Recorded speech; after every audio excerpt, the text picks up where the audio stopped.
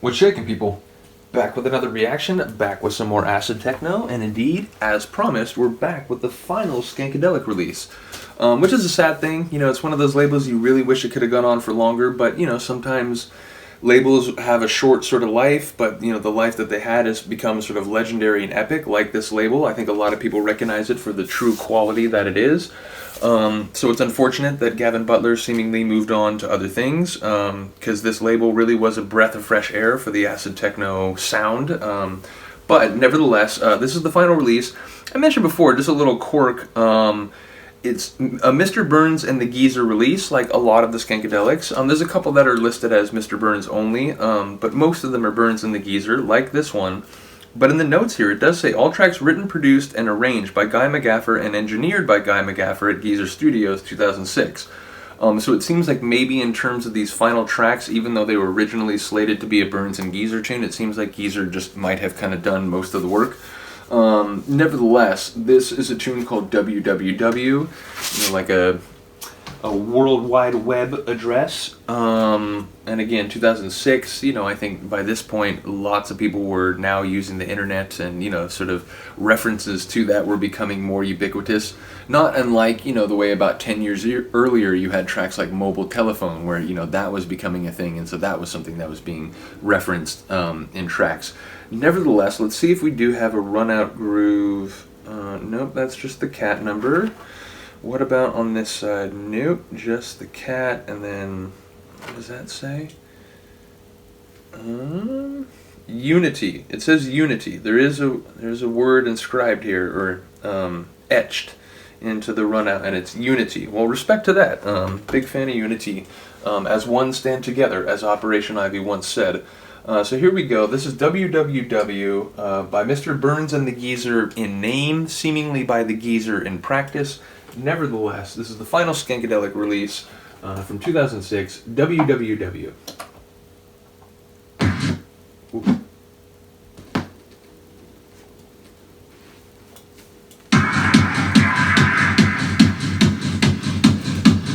You all know I'm going to talk about that heavy Skankadelic kick drum.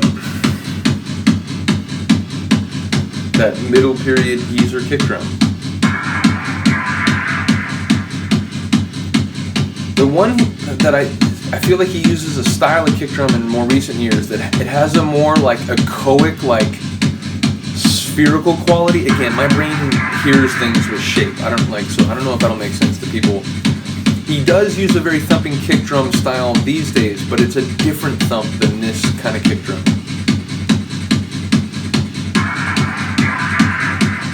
And I love that, like, you know, there's some garbled, like, transmitter, like, giving some fragmented communique.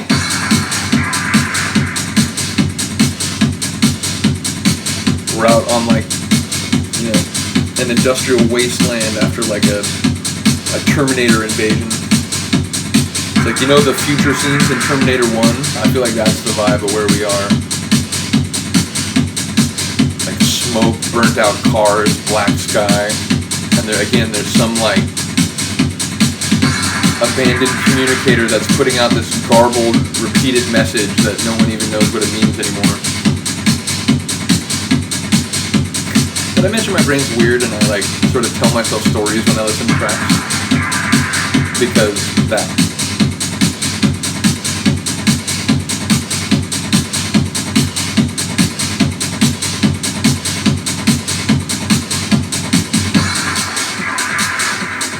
That was a long walk to the secondary intro, right? To mention, all Skank tracks have very DJ-friendly intros. Here we go, the star of the track. We got a hint. This guy just gave us a hint right there.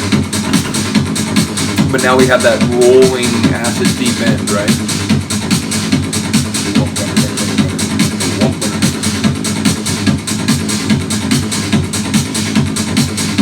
I do think rolling is kind of the vibe for that.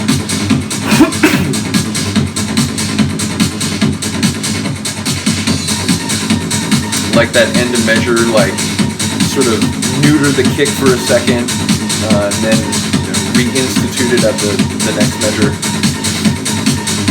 Obviously now we have this sort of dissonant, winding, kind of needling synth.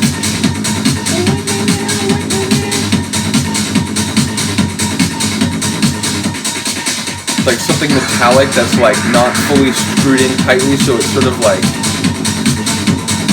wincing and winding.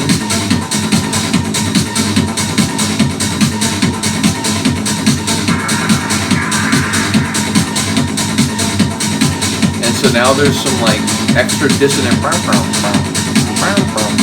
the background, but also that now the high percussion cymbals really standing out, but there's an extra like electricity to the kind of rolling deep end now.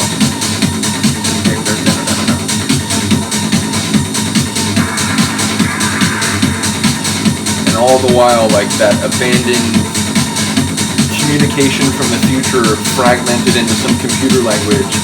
It continues like shouting out.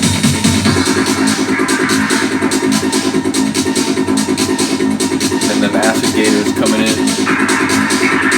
Acid bullfrogs. This industrial wasteland is not entirely devoid of living things, but they are sort of mutated, futuristic, acidic beings.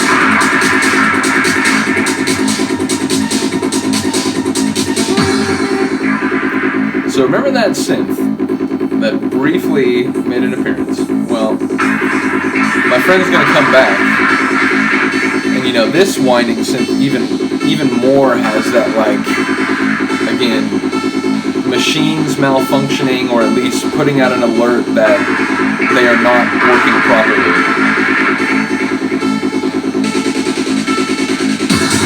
And just that quick little, like, almost like synthesized like snare roll, and then boom, it just jumps to life.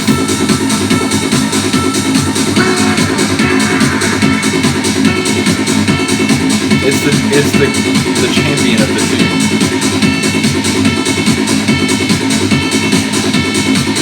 I was gonna call it the linchpin. I don't think it holds everything together. I think there's a lot of good stuff going on even without it, but I think it just puts the final perfect touch on the track.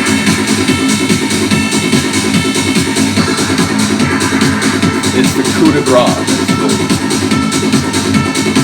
It's the cherry on top. And now someone's like throwing down like sheets of metal and like some big industrial machines knocking shit over. That dissonant synth is like gotten more metallic and like pingy, and all the while them acid gators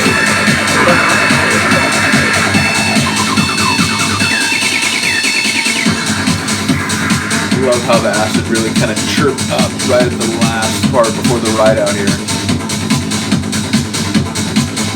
But it's funny, like, I just looked, you know, we still have like a minute and a half. Like, there's a long ride out here. Although, again, it's funny, like, the outro to this one and the first Skankadelic record, it doesn't have as prominent of an acid ride out as a lot of the other Skanks. So it's funny that I've made a big deal about it, but now the two that I've reacted to in a row are not the best examples of it. Again, wait for me to post the joint reaction to Nice Acid and Raptor that I did months back. Because that one I did Nice Acid and I got to the end of it and I was like, oh, the other tune's really cool. You know what, fuck it, let's flip it over and listen. So that video is about like 22 minutes long or something, but it is 2 tracks.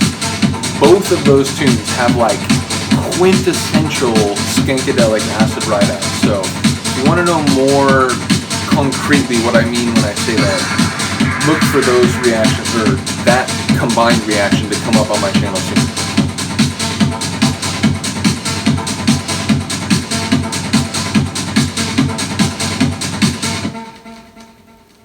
Love that. Right down to the ending. So yeah, it's unfortunate that that was the last release for Skankadelic, but you know, as far as a kind of tune to go out on, it's perfect. And it's interesting, it has a bit more of the dystopian vibe. I think a lot of the Skankadelic tunes, even if they get kind of like wicked and hot with the acid, they have more of like a groovy, like having it feel. That one is more, again, like otherworld, industrial, dystopian, kind of like, oh shit, everything's off, everything's malfunctioning. And it has a very dissonant vibe, and maybe even dissident vibe. Maybe on that industrial wasteland of a planet, you would be part of a resistance movement, like in Terminator. Nevertheless, it did present to me a very different sort of sonic narrative or aural atmosphere than a lot of the other Skank tunes. So I'd be curious if other people have a similar opinion in that regard, or whether you think, no, it just basically fits in with the other Skank tracks. As I said, I have all 15 records on Skank, so we can get to any of the tracks that you might want to hear eventually. As I mentioned, I wanted to redo I Am an Acid Junkie. I've done that. I've also reacted to High Grade Acid, and whatchamacallit, what was the other one that I did? Oh, Man vs. Machine, the one where Aaron Liberator joined the mix. Shout out to Aaron. So those will be up on my channel soon, because as I said, you know, they were already up on my old channel. I already have the videos, I just have to get them up. But yeah, if there's any other Skank tunes that you'd like to hear apart from that, please do let me know, because I'd love to react to anything on this excellent and unfortunately short-lived label. Other than that, I appreciate you listening. Have a good day, have a good night. I'll see you next time. Peace.